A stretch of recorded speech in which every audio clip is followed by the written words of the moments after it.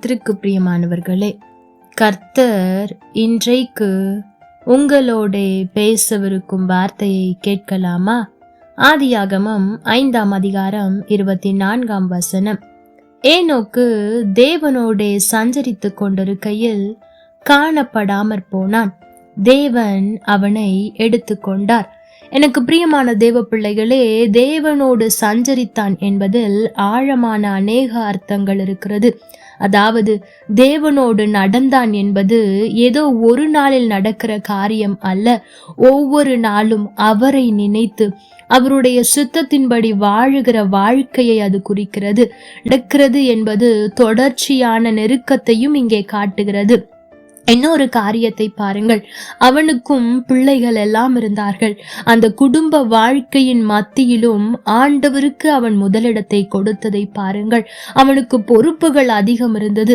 பிள்ளைகளை பார்த்து கொள்ள வேண்டும், அவர்களுக்கு தேவையானதை செய்ய வேண்டும். அதன் மத்தியிலும் அவன் தேவனோடு நெருங்கி நடப்பதையே மிகவும் முக்கியமாக கருதினான். அதாவது உலகத்தின் பொறுப்புகள் என்னை ஆண்டவரை விட்டு பிரிக்காது என்பதில் தெளிவாக இருந்தார். அது மாத்திரமல்ல, அன்றைக்கு ஏனோக்கு வாழ்ந்த காலம் எப்படிப்பட்ட காலம் என்றால், அங்கிருந்த மனிதர்கள் தேவனுக்கு விரோதமான காரியங்களை செய்து கொண்டிருந்தார்கள். அப்படிப்பட்ட சூழ்நிலையிலும் அவன் தேவனோடு கூட நடந்தான்.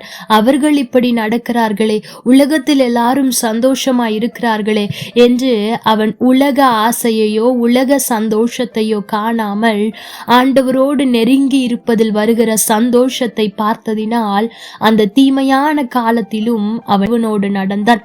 அது மாத்திரமல்ல, பழைய ஏற்பாட்டு காலத்திலே பொதுவாக பலிகளை குறித்து தான் நாம் அதிகம் வாசித்திருக்கிறோம்.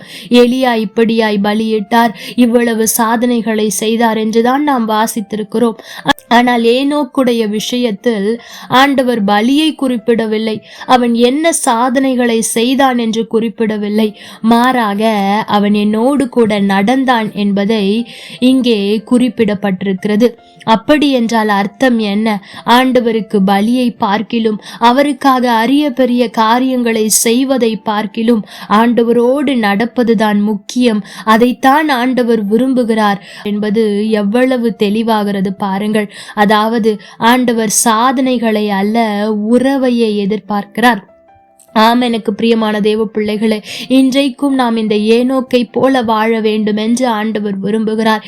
ஏதோ ஒரு நாள் ஆண்டவரோடு நடப்பது அல்ல, ஒவ்வொரு நாளும் அவருக்கு பிரியமான, அவருக்கு சித்தமான காரியங்களை செய்து ஆண்டவரோடு தொடர்ந்து நடக்க, நெருக்கமாயிருக்க நாம் நம்மை அர்ப்பணிக்க வேண்டும். இரண்டாவது, குடும்ப வாழ்க்கை நமக்கு இருந்தாலும் அவற்றின் மத்தியில் ஆண்டவரை முதலிடமாக வைக்க வேண்டும். மூன்றாவது, நமக்கு பொறுப்புகள் இருக்கலாம், உண்மைத்தான். அந்த பொறுப்பை வைத்து சாக்கு போக்கு சொல்லுகிறவர்களாய் அல்ல, அந்த பொறுப்பின் மத்தியிலும் நீரே என்று அவருக்கு முதலிடம் கொடுக்கிறவர்களாய் மாற வேண்டும். நான்காவது, நாம் வாழுகிற காலம் பொல்லாத காலமாயிருக்கலாம். மற்றவர்கள் அவர்களுடைய சந்தோஷத்தை எந்தெந்த காரியத்திலோ தேடிக்கொண்டிருக்கலாம். ஆனால் நாம் என்னுடைய சந்தோஷம் என் தேவனோடு இருப்பதில் தான் என்பதில் நாம் மிகவும் கவனமாயிருக்க வேண்டும். அவற்றில் நம்மை நாம் அர்ப்பணித்து அதிகமாய் ஆண்டவரோடு இருக்க ஒப்பு கொடுக்க வேண்டும். கடைசியாக ஐந்தாவதாக கூட ஆண்டவருக்காக சாதனைகளையோ அல்லது பலிகளையோ செலுத்துவதை விட ஆண்டவரோடு நடப்பது, ஆண்டவரோடு உள்ள உறவை தக்க வைத்துக் கொள்வதை நாம் கற்றுக்கொள்ள வேண்டும். இந்த 5 காரியங்கள் அன்றைக்கு ஏனோக்கினிடத்தில் இருந்தது.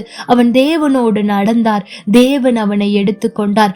நாமும் இந்த 5 காரியங்களை அர்ப்பணிப்போம் என்றால் ஆண்டவரும் அவருடைய வருகையில் நம்மை அவரோடு கூட எடுத்துக்கொள்வது நிச்சயம். கர்த்தர் தாமே உங்களோடு கூட இருந்து உங்களை ஆசீர்வதிப்பாராக. ஆமென். லைக் பண்ணுங்க, ஷேர் பண்ணுங்க, கமெண்ட் பண்ணுங்க.